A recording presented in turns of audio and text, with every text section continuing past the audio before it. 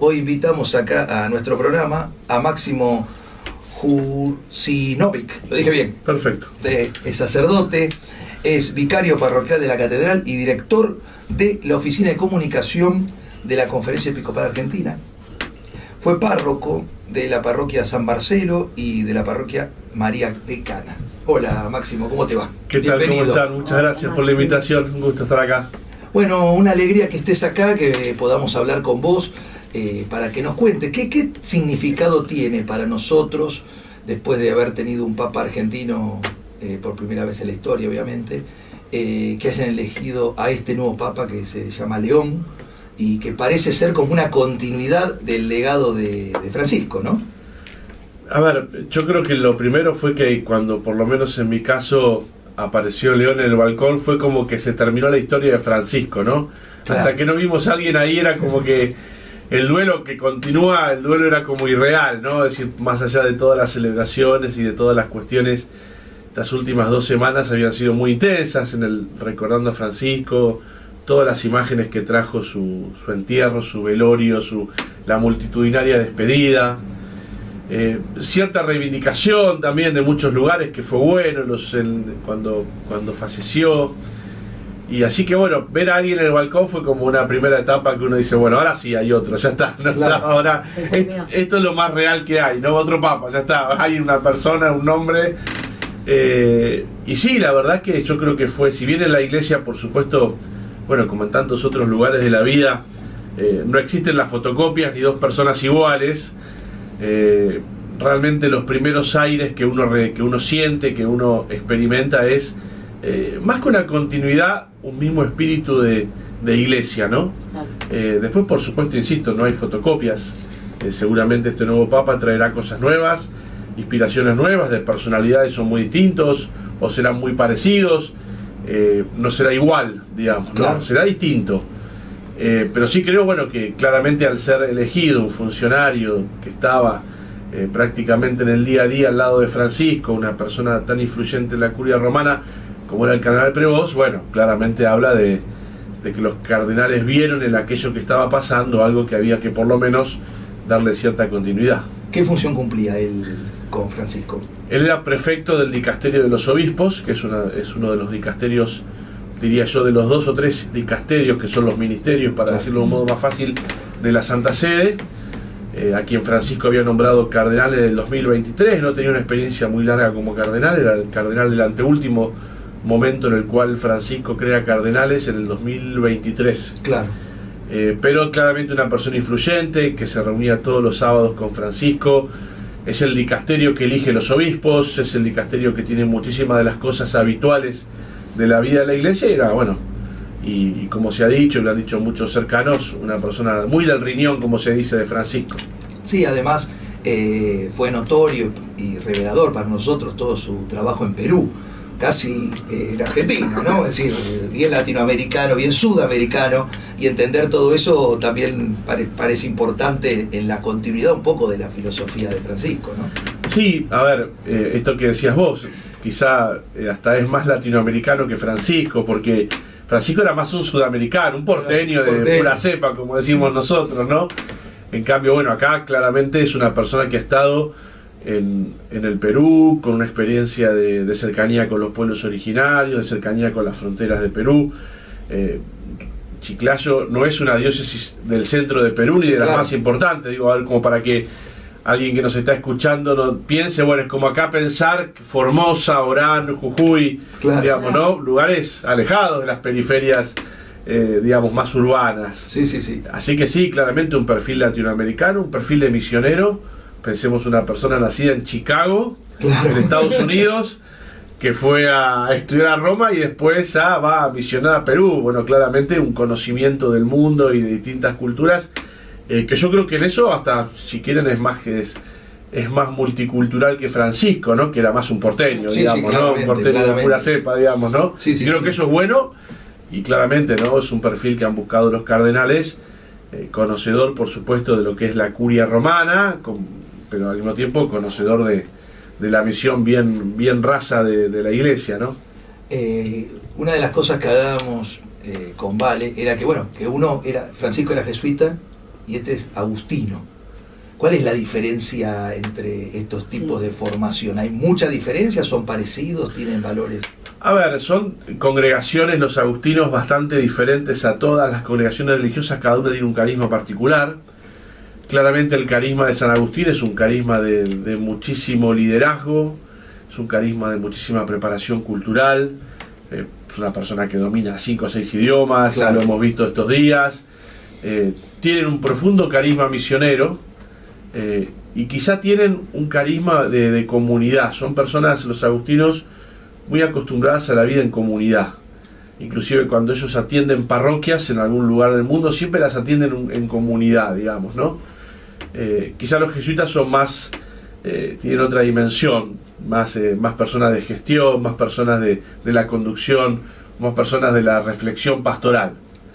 Acá igual creo que tenemos delante una persona, insisto, que dentro de sí, ayer una teóloga muy conocida en el Vaticano, que es argentina, que se llama Miguel Secuda, decía, es un hombre en el cual conviven muchas cosas, tanto de la vida de la iglesia como de la cultura, no podemos decir es así, tiene claro. Esa capacidad como de tener 2 o 3 culturas, tanto humanas como religiosas, muy, muy distintas, ¿no? Qué bueno, porque una de las cosas que vimos con Francisco era esta apertura, la cercanía con otros tipos de religiones, tomar a los seres humanos como tales, sin importar ninguna cualidad, ni género, ni personal, ni económica, de nada, ¿no? Como iguales. Qué bueno que el nuevo Papa, que ahora te iba a preguntar por el tema del nombre que eligió, tenga esta visión, ¿no? Abierta y haya transitado por lugares diferentes que le permiten acercarse, porque a veces uno desde el conocimiento veía que la iglesia estaba un poco lejos de la gente, ¿no? Que era algo como un país que estaba ahí y que había un papa, pero que eso no, y me parece que con Francisco eso él lo trató de cambiar y creo que lo logró. ¿Por qué crees que eligió León XIV? A ver, yo creo que esto que decías es muy importante, porque yo creo que uno de los grandes aportes que ha hecho Francisco a la iglesia es devolver a la iglesia a la agenda del mundo, digamos, ¿no? Claro. Con temas que son muy propios del mundo, como es el medio ambiente, como es la paz, bueno, y eso claramente hoy es algo que es irreversible, digamos, ¿no? Una iglesia que no está solamente en las cosas espirituales. Y dentro de eso, ahora el tema de los nombres de los papas despierta mucha curiosidad, porque además no son nombres muy comunes, digamos, ¿no? Alguna vez algún teólogo conocido decía, bueno, quizá en algún momento de la historia los papas seguirán siendo papas con su nombre, ¿no? Con el bautismo, digamos. Es una tradición que viene hace mucho tiempo, esto de ponerse un nombre. Por eso despierta mucha curiosidad. Además uno se pregunta cuándo lo deciden. Asumo que alguno entra al cónclave pensando que lo va a hacer, digamos, que también puede pasar. Es decir, es un momento ahí en el cual empezás a pensar un nombre. Francisco lo cuenta, lo pensó cuando se dio vuelta un cardenal a saludarlo y le dijo no te olvides de los pobres, y él se le ocurrió Francisco. Él explicó 2 cosas muy concretas. Una que tiene que ver con la congregación de los agustinos, tiene una relación muy profunda con León XIII, papa de finales del siglo de 1800, y él hace una explicación que es, León XIII es el creador, en cierta manera, de la doctrina social de la iglesia, un modo de dialogar con el mundo, y él lo que dice es, bueno, hoy claramente estamos en una nueva revolución industrial, que es la revolución tecnológica, y claramente hay que volver a que la iglesia siga dialogando con el mundo, ¿no? Y lo pone en esa perspectiva. Pensemos que estamos hablando de una persona de 69 años, recién cumplidos, con lo cual, aunque no parezca, ya tiene 20 años más que Francisco. A ver, es un hombre que usó redes sociales, por ejemplo, sí, ¿no? Claro. Francisco, en su vida habló de la inteligencia artificial. Ayer habló de la inteligencia, no sé cuándo, porque vi un recorte que dijo Reis Novaron, también tiene que ver con lo que volvemos a vivir. Exacto. Como que el mundo se vuelve a tomar, a renovarse. A renovarse, claro. Sí, interesante esto, porque es lo que dice justamente la renovación hoy. Él no habla ni de tecnología, habla de inteligencia artificial. Y bueno, claramente una persona que usó redes sociales ya, que aunque tenga 69 años ya tuvo teléfono en su mano, digamos. Bergoglio cuando llegó al Vaticano en su vida había tenido celular, creo que nunca ingresó una red social. Claro. Bueno, eso también le da la pauta a esta de una necesidad yo creo que de entender desde ese nombre que esto, que ojo, también le cuesta mucho al mundo de hoy aceptarlo también, es que bueno, miren, la iglesia tiene una palabra sobre lo social, después puede gustarnos, gustarse, aceptado o no, pero hay una palabra que la iglesia va a dar sobre cómo estamos viviendo y sobre cómo se comporta la sociedad, tiene un arraigo muy fuerte. Comparto lo que vos decís, además, yo tengo 57, él tiene 12 años más que yo. Somos más contemporáneos de lo que yo me sentía con Francisco, claro. Claramente, ¿no?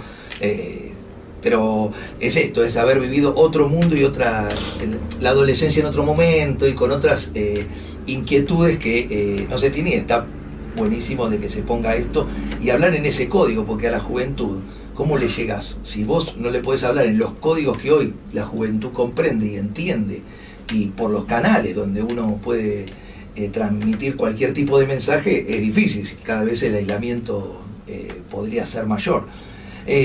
Una cosa que nos quedó pendiente fue por qué Francisco nunca vino a la Argentina, ¿no? Será la pregunta del millón.